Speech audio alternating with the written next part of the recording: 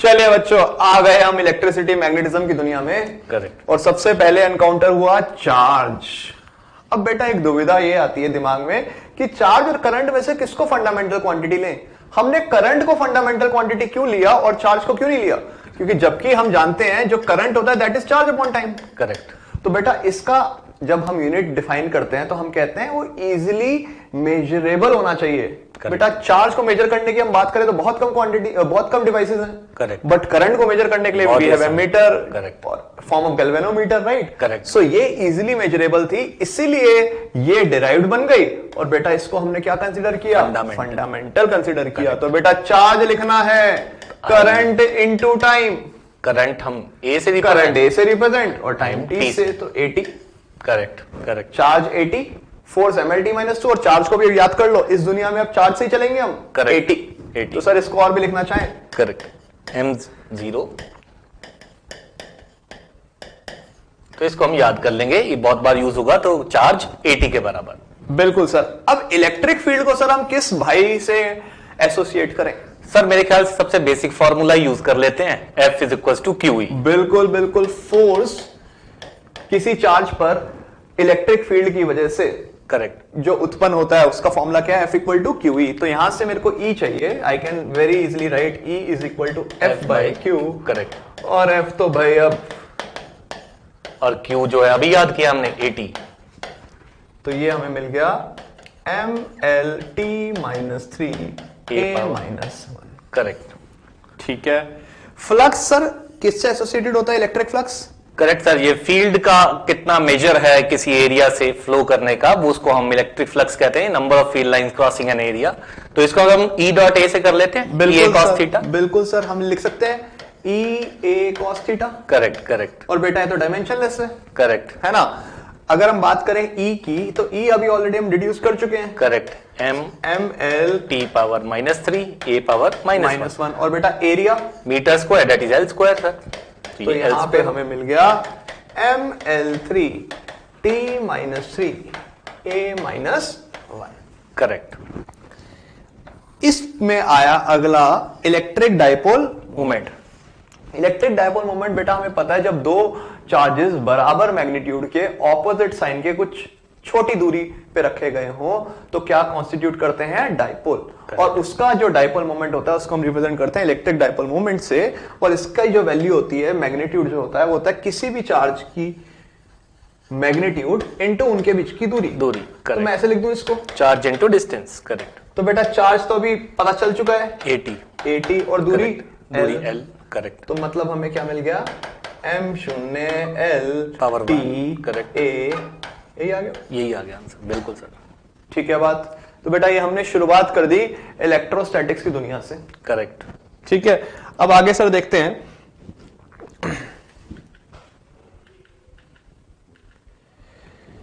Voltage और electric resistance. Sir इसकी शुरुआत करिए अब आप। तो जैसे वोल्टेज या पोटेंशियल डिफरेंस बच्चों हम पढ़ते हैं, तो वोल्टेज हम डिफाइन करते हैं या वोल्टेज या पोटेंशियल डिफाइन करते हैं कि एक चार्ज को मान लीजिए आप एक जगह से दूसरी जगह तक लेके जाते हैं तो पर यूनिट चार्ज कितना वर्क करना पड़ता है। तो जैसे अगर मैं एब्सोल्यूट पोटेंशियल डिफाइन करता हूं V, तो उसको हमने बेसिक फॉर्मूला W/Q से हमने इसको डिस्क्राइब किया होता है। तो यहां पे अगर मेरे को वोल्टेज का लिखना है तो वर्क तो सर हमारा एनर्जी हो गया, हमने डायरेक्टली याद किया हुआ है। तो mL2T⁻²। और चार्ज हमने जैसे इलेक्ट्रोस्टैट्स की बात करी थी तो वो सर A×T था। तो यहां से हमारे पास जब हम फाइनल आंसर लिखेंगे तो mL2T⁻³ हो जाएगी और A ऊपर आ जाएगा, दैट इज A⁻⁻1। अब सर इसमें बच्चे कुछ बोलते हैं कि वोल्टेज आते हैं उनके दिमाग में सबसे पहले घंटी बजती है ओम्स लॉ की, V = IR। करेक्ट। इसको लगाने में क्या दुविधा आ जाएगी बच्चों कि हमें V निकालना है, I तो पता है बट R याद होना चाहिए। करेक्ट। या तो R आपको पहले जो अब हम डिराइव करेंगे वो याद हो, तब आप यूज कर सकते हो। नहीं तो ये जो सर ने फॉर्मूला लिखा है W/Q, ये बहुत आसान है। क्यों? क्योंकि W मैकेनिक्स में याद हो जाता है। करेक्ट। डिराइव भी हो जाता है और Q आप जानते ही हैं 80। करेक्ट। तो इस फॉर्मूले की ज्यादा यूजफुल है कंपेयर टू V = करेक्ट। अब सर इलेक्ट्रिकल रेजिस्टेंस आ गया, फिर दोबारा क्या हम ओम्स लॉ की मदद लेंगे? सर एक बार मैं कहता हूं एनर्जी से हम बिल्कुल यूज कर सकते हैं। क्योंकि ये तो हमें v दिख रहा है यहां से, करेक्ट, बट अगर पेपर में तो एक ही क्वेश्चन आएगा, करेक्ट, अगर वहां v नहीं है तो क्या सर हम इलेक्ट्रिक रेजिस्टेंस में ये फॉर्मूला लगा सकते हैं, H equal to I square R T, correct. अब तो सर कार्रवाई खत्म हो गई, करेक्ट, ये एनर्जी है, करेक्ट, ये पता है, ये पता है, तो r को एक तरफ रखा और बाकी सब आ गए इधर। Heat is a form of energy, ml2 T2 minus 2, correct, divided by I, I का स्क्वायर हो गया a स्क्वायर t, ये हो गया t। करेक्ट। अब ये हमारे पास आ गया ml2 t minus 3 a minus 2। ये हमारे पास किसका डायमेंशनल फॉर्मूला आ गया, इलेक्ट्रिकल रेजिस्टेंस का। ठीक है बच्चों, अभी हमने चार्जेस और मूविंग चार्जेस यानी करंट की दुनिया में प्रवेश कर लिया था और हमने दो क्वांटिटीज देख ली थी। अब हमारे पास तीसरी आती है कैपेसिटेंस। यदि हम बात करें कैपेसिटेंस की तो सबसे पहला फॉर्मूला जो हमारे दिमाग में आता है वो आता है सर Q इक्वल टू क्या, CV, यही आता है। बट यहाँ पे वही वापस दुविधा हो गई, C निकालना है और V याद करना थोड़ा कठिन है, करेक्ट। बट अगर हम एनर्जी की दुनिया में चलें तो बेटा एनर्जी की जब हम बात करते हैं कैपेसिटर में, उसका फॉर्मूला क्या होता है, हाफ CV स्क्वायर या फिर Q स्क्वायर बाय Q2/2C। यहां भी वही दुविधा है, करेक्ट, V आ रहा है, तो मैं ये फॉर्मूला यूज करूंगा, energy equal to Q square by 2C, correct sir. ठीक है बेटा, वो फॉर्मूला उठाओ जिसमें कम से कम अननोन हो, करेक्ट। तो हम यहां से C निकाल सकते हैं। C किसके बराबर होगा sir, Q square bye 2U, correct. और सर Q अभी हमने याद किया है 80, करेक्ट। नीचे 2 एक मैथमेटिकल कांस्टेंट तो डायमेंशनलेस, और एनर्जी ml2 T पावर -2, तो ये अपने पास क्या आ गया m-1, करेक्ट, ये L ऊपर जाके -2, करेक्ट, T की पावर 2 और ये +2 4 हो गई, करेक्ट, और सर A की पावर 2, ये हमारे पास क्या आ गया सर, कैपेसिटेंस का आ गया रिजल्ट। करेक्ट। उसके बाद आ जाते हैं एनर्जी डेंसिटी की। सबसे पहले हमने देखी थी डेंसिटी, मास डेंसिटी थी, Correct. उसके बाद हमने की थी एनर्जी डेंसिटी, करेक्ट। अब सर आ गई क्या, करंट डेंसिटी। करंट डेंसिटी में बेटा यहाँ पे थोड़ा सा ट्विस्ट है, करेक्ट, यहाँ पे वॉल्यूम नहीं आएगा, सर बच्चे वॉल्यूम ले लेते हैं, करेक्ट, बट यहाँ पे हम बात करते हैं क्रॉस सेक्शनल एरिया की। तो यहाँ पे जब हम करंट डेंसिटी लिखेंगे तो इसको लिखेंगे current upon area, upon area. Correct. तो बेटा करंट हो गया A, करेक्ट, और एरिया हो गया L स्क्वायर। करेक्ट, तो ये आ जाएगा अपने पास m0 L-2 T0 A1। 1, correct. ये हमें क्या मिल गया सर, करंट डेंसिटी। बस इसमें ये ध्यान रखना है, this is not current per unit volume, this is rather current divide by area, area. Correct sir. ठीक है, आगे देखते हैं। इसके बाद हम सर एंटर करते हैं मैग्नेटिज्म की दुनिया में, करेक्ट सर। तो सर शुरू करिए सबसे तो पहले मैग्नेटिक फील्ड। तो मैग्नेटिक फील्ड के लिए बच्चों हमारे पास बहुत सारी ऑप्शंस रहती हैं। फिर से जैसे सर आपने बताया था कि हम ऐसा फॉर्मूला सेलेक्ट करेंगे जिसमें हमारे को कम से कम एफर्ट देना पड़े। तो सबसे पहले जो फॉर्मूला मैग्नेटिक फील्ड का मोस्ट कॉमनली यूज्ड है वो sir F equal to QVB है। बिल्कुल सर, QVB फॉर्मूले से हम आसानी से लिख सकते हैं। तो यहां से पहले मैं B निकाल लेता हूं, तो B आ जाएगा मेरे पास F upon Q into V। अब इसके लिखते हैं सर बहुत आसान है, जैसे F का फॉर्मूला ऑलरेडी जानता हूं, ml t power -2 divide by charge. Charge को हमें पता है बच्चों कैसे लिखना है, a इंटू टी, और वेलोसिटी इज मीटर पर सेकंड या फिर उसे lt पावर -1। तो यहां देखिए t तो खत्म हो गया नीचे, तो यहां पे अगर मैं फाइनल रिजल्ट लिखूंगा तो m, यहां पे l एक नीचे है और एक ऊपर है, ये भी l भी कैंसिल हो गया। बिल्कुल सर। तो यहां पे t की पावर जो है -2 मेरे पास बचेगी। यहां पे ध्यान से देखें बच्चों, हमारे पास L से L कैंसिल हो रहा है और इस स्टेज से T कैंसिल हो रहा है और एक A बच गया, तो मैं इसको मैं लिखूंगा A पावर -1। तो ये मेरे पास इसका फाइनल आंसर आ जाएगा। सर हम कह सकते हैं मैग्नेटिक फील्ड में dimensions of length is, dimension of length sir हमारे पास 0 आएगी क्योंकि यहाँ पे लेंथ का कोई पार्ट ही नहीं आ रहा। बिल्कुल। बाकी सबकी अगर डायमेंशन देखें तो A की डायमेंशन अगर पूछता है, मान लीजिए मेरे पास करंट की डायमेंशन, तो -1 आ जाएगी। नेक्स्ट हम लिखते हैं सर मैग्नेटिक फ्लक्स का। बिल्कुल सर, अभी हमने इससे पहले इलेक्ट्रिक फ्लक्स देखा था, करेक्ट। अब हम डील कर रहे हैं किसके साथ, मैग्नेटिक मैग्नेटिक फ्लक्स के साथ। तो सर क्या हम ये लिख सकते हैं flux equal to BA cos theta, correct, जैसे हमने वहां EA cos थीटा लिखा था। BA cos थीटा, क्या सर B हम ऑलरेडी निकाल चुके हैं मैग्नेटिक फील्ड? बिल्कुल सर, B हमने लिखा हुआ है, तो ये आ गया MT -2 A -1, और ये एरिया है यानी L स्क्वायर और आ गया, करेक्ट। और cos theta is a trigonometric ratio को बिल्कुल कोई डायमेंशन बेस नहीं है, upon hypotenuse same quantity, so it is again dimensionless. Correct. तो ये आ गया ml2 t -2 a -1। Correct sir. I think sir यहां तक तो बच्चों को अब याद हो ही जाएगा कि कैसे हमें चलना है। पहले चार्ज पे गए, फिर इलेक्ट्रिक फील्ड पे गए, और उसके बाद हमने मैग्नेटिज्म कर दिया। इसके बाद बिल्कुल सर, ये परमिटिविटी कांस्टेंट में आने वाला था, ये क्वेश्चन पहले आया हुआ है, तो परमिटिविटी कांस्टेंट जो है इसका हमें लिखना आना चाहिए। तो परमिटिविटी कांस्टेंट अगर हम देखें तो हमने सबसे पहले कूलम लॉ में देखा होता है सर। बिल्कुल सर। तो कूलम लॉ में अगर फॉर्मूला मैं लिखूं तो F इज इक्वल टू लिख दूंगा मैं 1/4 pi epsilon into Q1 Q2 by R square. तो यहां से सर हम एप्सिलॉन लिख सकते हैं, तो एप्सिलॉन लिखें अगर तो ये F नीचे आ जाएगा, तो मेरे पास आएगा 1/4 pi F Q1 Q2 by R square. बिल्कुल सर। तो अब हम इसमें सर आंसर लिख देते हैं। बिल्कुल। तो जैसे Q यहाँ पे 2 बार आया तो पहले Q का लिख देता हूं। Q तो आएगा A into T, 2 bar A into T आएगा, बिल्कुल सर। तो A स्क्वायर टी स्क्वायर हो गया। 4 पाई तो सर एक कांस्टेंट है, मैथमेटिकल कांस्टेंट, तो बेटा कोई डायमेंशन नहीं। और यहाँ पे F तो हमें याद है सर, ML T -2। बिल्कुल। और ये दूरी का स्क्वायर, तो यहाँ पे हो जाएगा L का स्क्वायर। अब एक एक चीजें उठा के लिखते हैं, जैसे M देखते हैं तो M की पावर हमारे पास एक ही जगह M है, तो M की पावर -1 हो जाएगी। L अगर मैं ध्यान से देखूंगा तो L देखो बच्चों ऊपर तो है नहीं, नीचे L का पावर 3, ऊपर जाके हो जाएगा L का पावर -3। और T को देखूंगा तो T ऊपर चला जाएगा एक 2, तो T का पावर 4, और एक A बचा तो A का स्क्वायर। तो ये मेरे पास इसका परमिटिविटी कांस्टेंट का मेरे पास डायमेंशनल फॉर्मूला आ जाएगा। नेक्स्ट सर देखते हैं dielectric constant. Sir dielectric constant शब्द जैसे ही आता है तो मेरे दिमाग में एक रेशियो आती है। करेक्ट है ना। डाइलेक्ट्रिक कांस्टेंट जब भी हम बात करते हैं किसी मटेरियल की, तो उसका मतलब होता है कितनी नेट इलेक्ट्रिक फील्ड रह गई जब उसको हमने एक एक्सटर्नल फील्ड के अंदर रखा। बिल्कुल। तो क्या हम कह सकते हैं कि जो डाइलेक्ट्रिक कांस्टेंट है, it is the ratio of electric field, बिल्कुल, net electric field correct, divide by original. Correct. ठीक है बात बेटा, दोनों का नेचर सेम है। करेक्ट। और जब भी नेचर सेम है तो डायमेंशनलेस तो डायमेंशनलेस क्या मिल गया हमें? डायमेंशनलेस मिल गया। तो बच्चों हम लिख सकते हैं इसके dimensions M⁴0 L0 P0। Correct.